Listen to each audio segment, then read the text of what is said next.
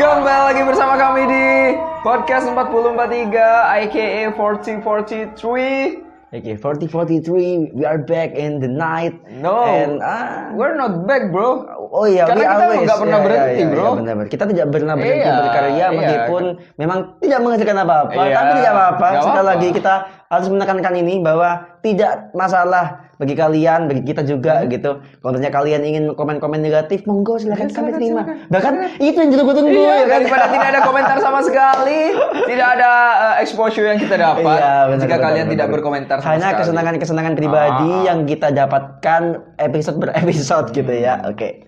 Oke, kali ini ada di konten breaking news. Yoi. Yang mana ya seperti biasa kita akan membahas hal-hal yang trending. Yap. Ini mungkin rentan waktunya sekitar pertengahan Februari sampai awal-awal Maret inilah. Iya, Berita-berita yang benar. akan kita angkat.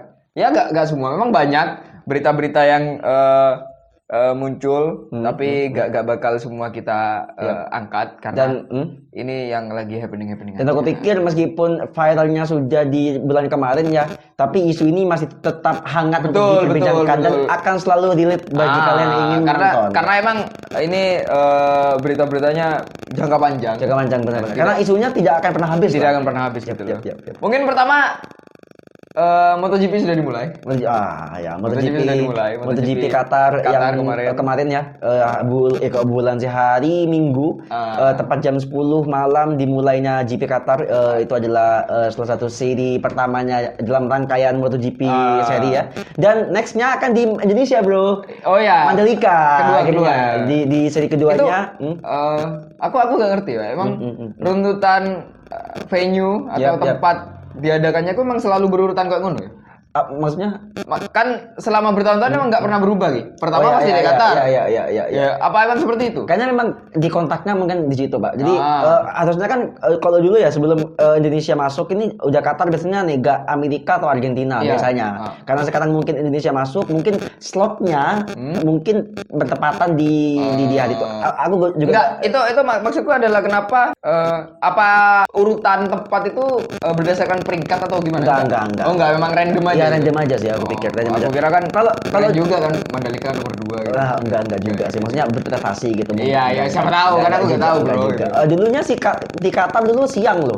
Sempat siang malam. Tapi karena kayaknya panas komplain mungkin dari beberapa pembalap akhirnya dibuang menjadi malam. Meskipun kira-kira kalau di Indonesia maybe sore-sore gitu. Siang sore lah. Gak mungkin pagi lah. Iya, pagi kan persiapan, bro. Persiapannya panjang. Yap. Oke. Next. Yang kedua, ini sebenarnya agak tricky ya karena beritanya belum iku loh, bro, viral media iku loh, apa itu? Binomo. Oh, ya salah satu aplikasi trader ya.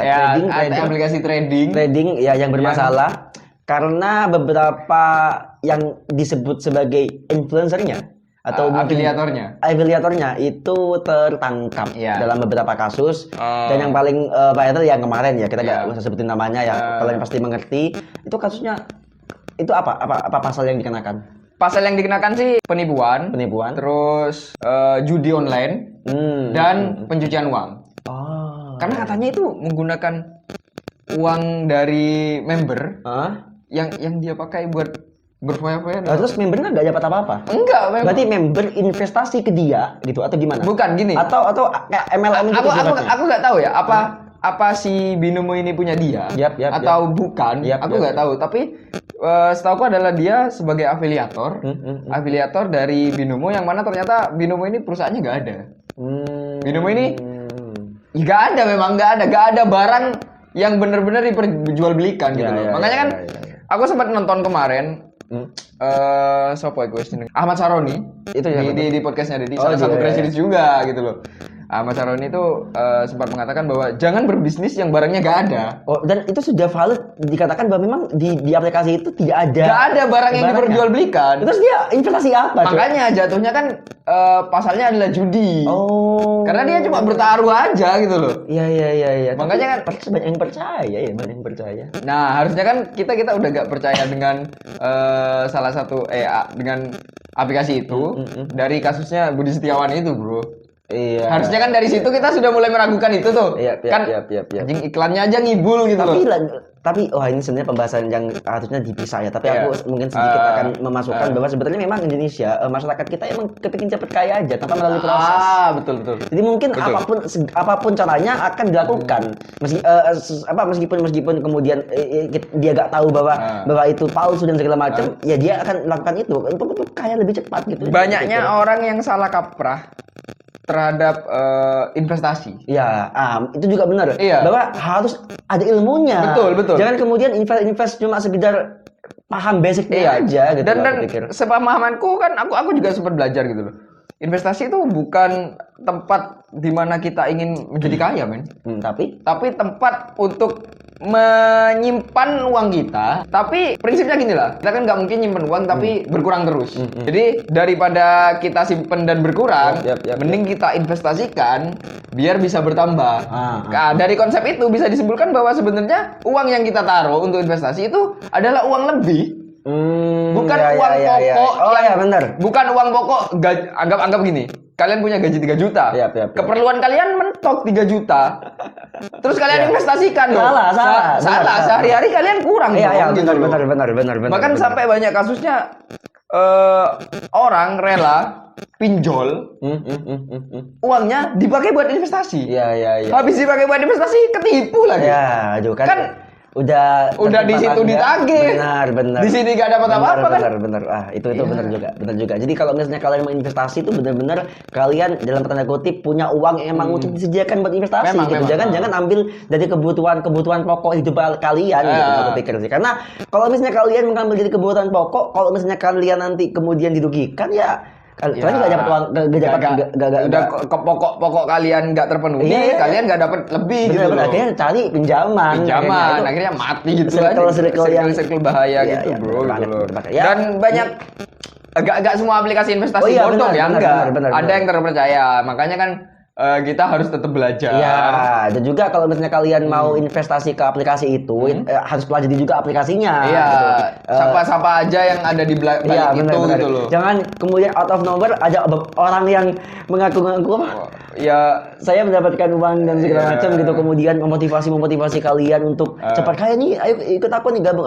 Terus harus dilihat dulu nih backgroundnya gitu aja sih. Jangan hanya karena ada orang yang bilang wah murah banget terus kalian percaya. Iya, gue sing begini. Oh iya, bro. Kaya katanya. Itu apa namanya? Trik-trik advertising lah. Iyalah, itu marketing lah. Tapi yang bangsatnya adalah uang member dipakai buat itu bangsat sih. Itu bangsat.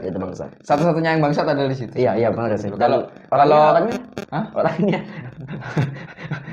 dari sikapnya ya kelihatan. Dan hukumannya dimiskinkan aja. Ya itu cuma betul media aja itu enggak. Tapi itu yo sing diusut sampai kekasih sama dan mertua. Iya calon mertua kan dia kan mau nikah iya. Kekasihnya juga diusut. Dan ada satu afiliator baru lagi, ada influencer yang satunya yang dengan aplikasi yang berbeda ternyata bro, bukan aplikasi yang sama. Yang sempat nyumbang viral itu. Yang donasi viral. Iya. Itu di aplikasi yang berbeda, di media yang berbeda, bukan di si Binomo tadi gitu. Itu katanya orang kekasihnya nggak terima gitu. Nggak terima kalau misalnya dihujat kan dihujat dong pada akhirnya gitu. Makanya jangan pura-pura kaya dong. Iya, payahnya lah kalau istilah yang mengatakan bergayalah sesuai isi dompetmu itu bener banget. Itu istilah paling aman lah. Iya. Jangan terlalu kayak jangan memaksakan apa yang kamu miliki lah gitu aja saya pikir. Tapi lumayan juga sih beberapa tahun kaya ya. Lumayan. Meskipun ending-endingnya kan terancam 20 tahun. Wah itu. Tapi keluar masih muda lah itulah. Iya tapi ya. Dan aku pikir gak akan miskin amat ya. Aku pikir dia juga punya tabungan murni kalau ada. Iya, enggak tahu juga. Kan katanya memang enggak ada bisnis sama sekali. Cuma dia memang menggantungkan hidupnya ke aplikasi itu aja gitu loh. Ya itulah untuk kasus penipuan itu. Iya. Dan itu cukup menghebohkan ya, Pak. Karena semenjak kasus ini kemudian ke blow up media, banyak orang-orang nih yang masih aku pikir kalau misalnya gak ada kasus ini masih tetap percaya gitu. Menghebohkannya adalah mereka sempat satu panggung di salah satu stasiun televisi dan dijejerkan dengan 7 orang tidak salah. Ya di sana ada Raffi Ahmad, terus Ahmad Syaroni. Jadi pada akhirnya dia mengklaim dirinya sebagai seorang yang Crazy Rich gitu loh. Sempat diundang di salah satu stasiun televisi bertuju dan dengan Crazy Rich yang lain. Dan tololnya stasiun televisi itu juga tidak mengecek background.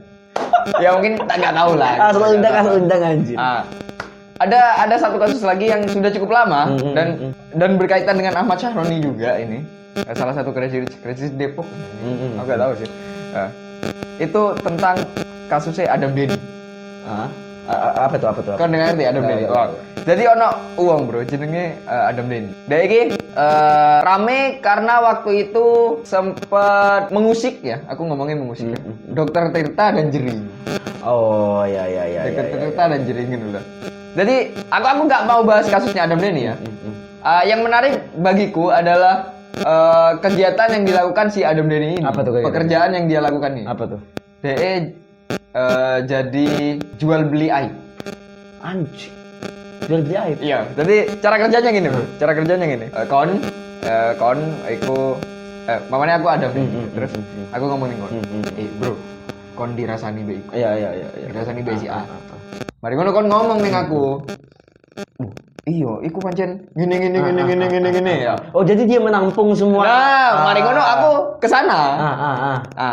Tanpa sepengetahuanmu, aku ngerekam percakapan gue. Oh, iya. Akhirnya ning kono aku. Ki, aku. Iya, oke. Nek ndak gelem kita sebar. Dia apa yang dijual dia? Itu tadi informasi itu tadi. Dapat uangnya? Nek kalau nggak ingin ini disebar. Oh, pemerasan. Betul. Pemerasan. Dan kalau nggak salah dokter Tirta itu sempat kena berapa ratus juta kan? Sekarang gimana? Nasibnya si dia gimana? Salahnya adalah dia berurusan dengan si Ahmad Syaroni ini. Oke. Ahmad Syaroni kan salah satu anggota DPR ya. Oke. Dan pengusaha juga. Oke. Dia mencoba menyerang si Ahmad Syaroni ini, entah kasus apa aku lupa, dan mencoba melakukan pemerasan tadi. Tapi salahnya adalah si Adam Denny ini mengupload data pribadi si Ahmad Syaroni ini ke media sosial. Oke. Akhirnya Ahmad Syaroni bilang, ini nih yang aku tunggu. Akhirnya ditangkap. Dan udah ditangkap? Sudah ditangkap. Manusia tolol yang tidak punya skill, pada akhirnya dia berbisnis dengan menggunakan aib orang lain.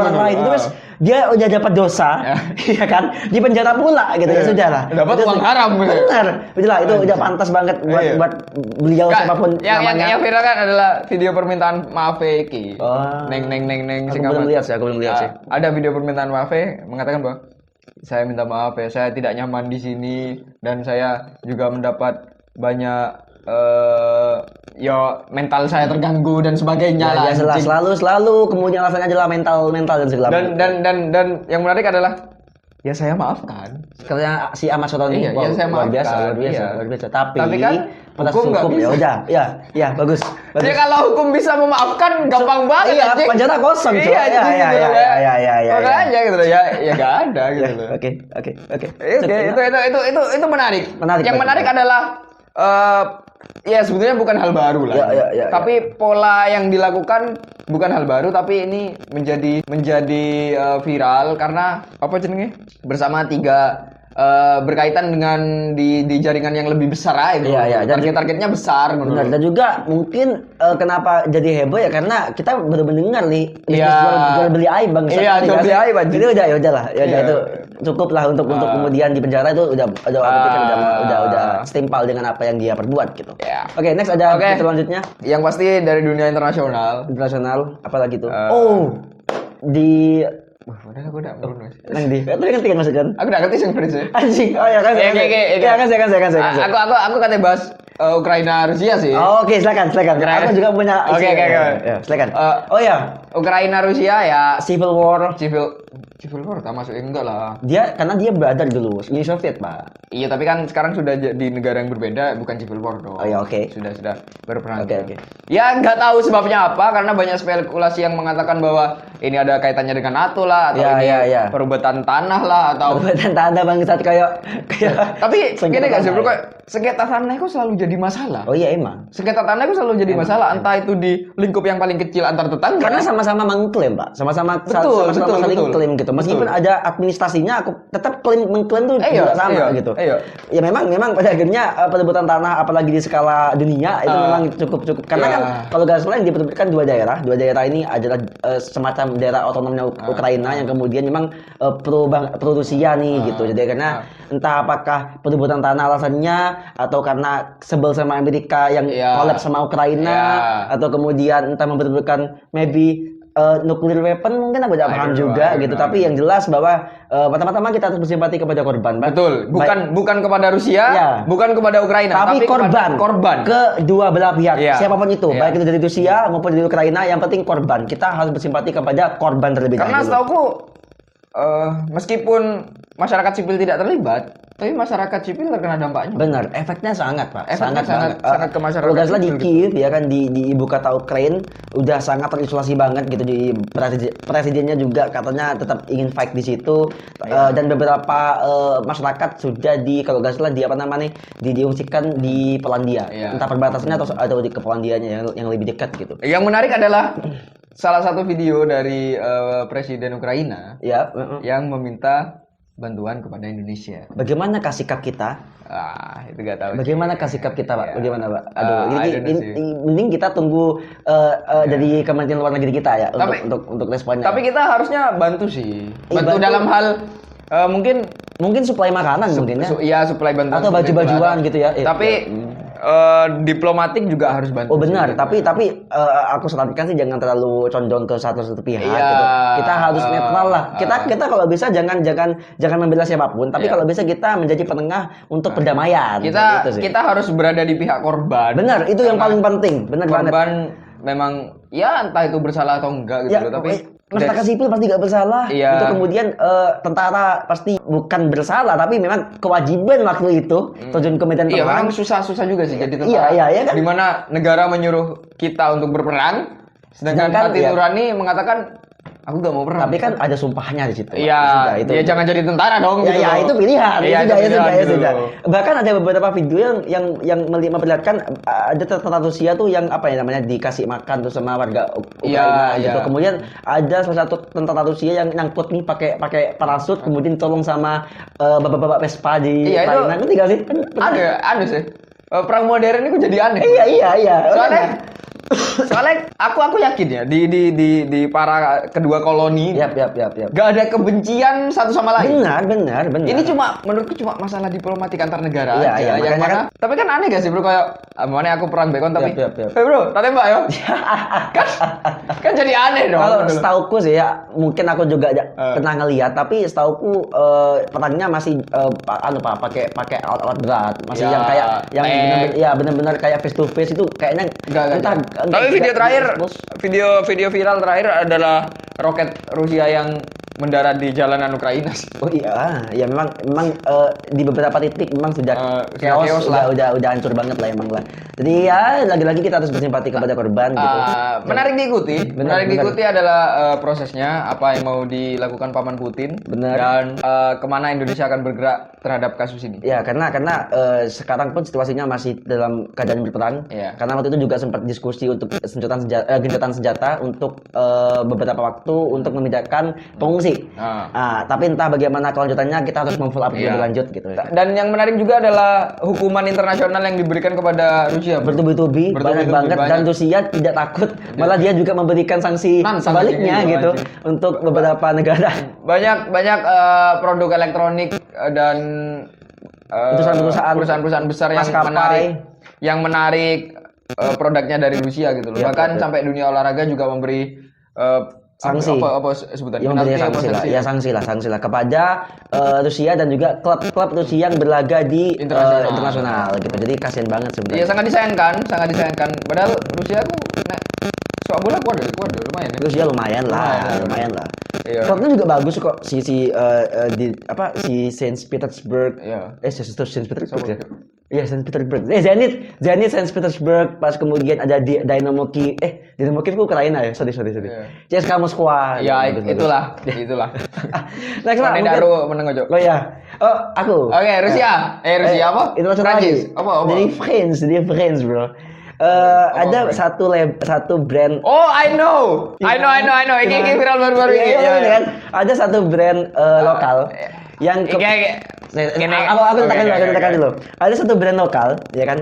Aku jangan menyebutin namanya, tapi satu brand lokal yang kemudian membawa BA-nya, brand ambassador-nya atau entah artis-artisnya untuk menuju ke Paris, Prancis. Kemudian beliau ya dan rombongannya itu mengklaim bahwa dirinya menghadiri Paris Fashion Week. Tapi ternyata baru terungkap bahwa sebenarnya dia tidak berada dalam event Paris Fashion Week, dalam satu rangkaian acara yang bukan. Tapi merek lokal itu katanya hanya mengadakan fashion show di Paris yang kemudian mengklaim ada di Paris Fashion Week. Kemarin Pak, atau mungkin dalam beberapa hari ini udah viral banget di Twitter dan ya yang kemudian dipermasalahkan adalah jangan membodoh-bodohi kita lah sebagai masyarakat lah. Kita nggak bodoh-bodoh. Iya benar. Iya, aku lupa. Aku sudah sempat lihat. Aku sudah sempat lihat. Yang kalau nggak salah aku lihatnya hari ini sih. Trendingnya hari ini. Hari ini juga trending kok. Pagi-pagi tadi di Twitter juga banyak. Produk ayam artis ini. Produk makanan lah. Produk makanan ya. Iya, ayam artis ini. Yang kemudian juga ikut berperan dalam menghias dirinya dalam satu busana gitu ya. Kemudian ikan senggara viral itu, Bro. Sing update status DIG kan ADE. Iya, adiknya dia. ADE owner dari ayam artis itu. Dan kalau nggak salah memang kan Dia memang ada di Paris. Iya, dan juga emang di luar dari kegiatan ini kan memang kan keluarga ini kan memang banyak kaitannya juga gitu. Tapi aku nggak tahu apakah juga ngefek. Itu jadi faktor yang bisa juga jadi faktor.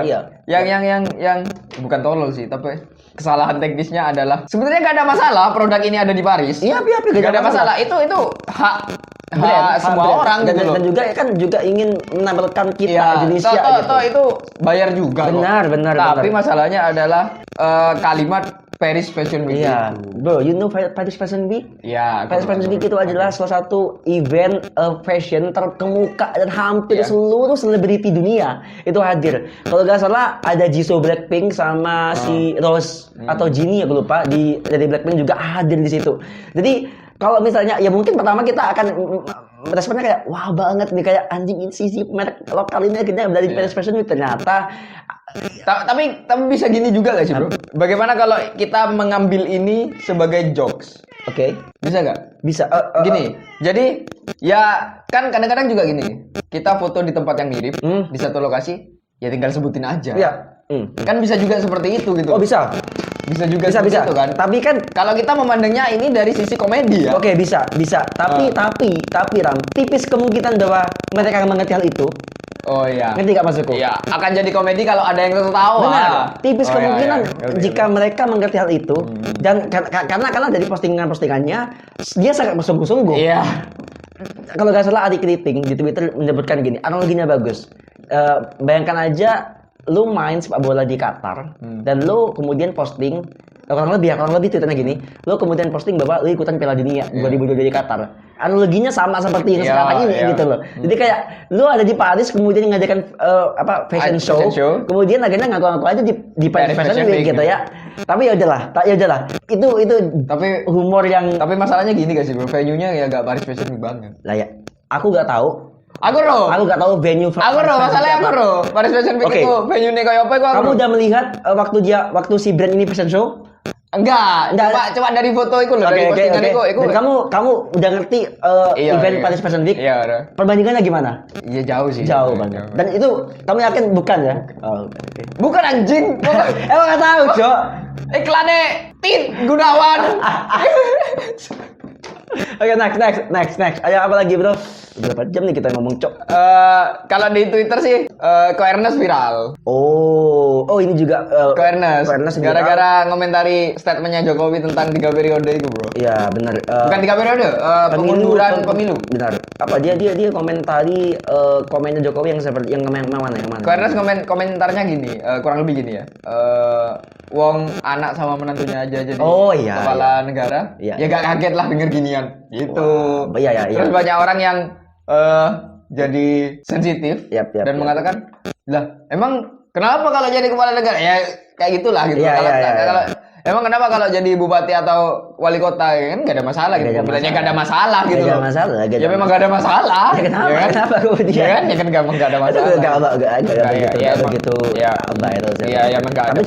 Tapi cuma pengunjuran pemilu dari 2024 ke entah ke beberapa tahun itu juga yang sempat viral beberapa belakangan ini, bahwa ada beberapa golongan yang menginginkan pemilu ditunda demi pemulihan ekonomi. Iya, karena terdampak COVID gitu. Iya, tapi yang harus disoroti adalah ini statementnya Pak Jokowi yang memang kadang ambigu. Iya. Entah iki copywriternya tolol anjing juga. Maksudku ya wes gak usah mengeluarkan statement bahwa ya kalau sebagai wacana dan ide ya gak ada masalah. Iya. Tapi saya akan tetap mengikuti konstitusi yang ada. Iya. Karena statementnya kurang lebih seperti itu intinya gitu loh. Yap. Maksudku ya wes gak usah mengeluarkan statement yang awal gitu loh. Iya. Kalau ya harus tegas. Ya tinggal ngomong saya ya gak mau menurut saya. Ngono loh. Kalau Bapak Jokowi tahu bahwa hal itu menyalahi konstitusi, ya udah bilang aja bahwa dia ngerti bahwa dia ngerti bahwa hal itu menyalahi konstitusi. Ya udah tolak aja gitu. Dengan tegas dia ngomong bahwa tidak ada pemilu diundur. Pokoknya pemilu akan diselenggarakan sesuai dengan jadwalnya seperti apa adanya gitu. Ya udah. Tapi ada argumen yang throwback ke masa lalu tentang statementnya waktu jadi itu loh. Udah. Waktu Pak Jokowi jadi gubernur kan dikatakan apakah mau nyalon presiden? Dia kan bilang nggak mau. Iya, tapi beda kasus, bro. Dua hal yang berbeda. Bro. Kalau aku pribadi bahwa aku akan tegas menolak bahwa pemilu akan ditunda, bahwa aku jujur tidak ingin melihat hal ini, karena yang jelas jika ini terjadi akan menimbulkan keributan dan aku udah ngerti, udah bisa bayangkan juga. Maksudku udahlah, jangan merusak demokrasi yang sudah rusak. Iya. Jadi gitu. Ya kan sudah rusak gitu loh. Jangan tambah dirusak lagi gitu loh. Kita udah cukup susah dengan siapa sih yang minta pemilu diundur? I don't know. Aku gak tahu juga. Cuma emang orang ring satu mungkin. I don't know tuh. Aku gak tahu juga. Cuma emang rame. Ramenya bukan karena statement itu keluar, tapi ramenya adalah statementnya Pak Jokowi yang ngomong tadi itu. Ya, apapun itulah negara kita, tolong diperhatikan gitu bahwa kita sudah berada dalam salah satu kondisi yang cukup berat pada beberapa tahun terakhir. Jadi jangan diperparah dengan adanya isu-isu seperti itu.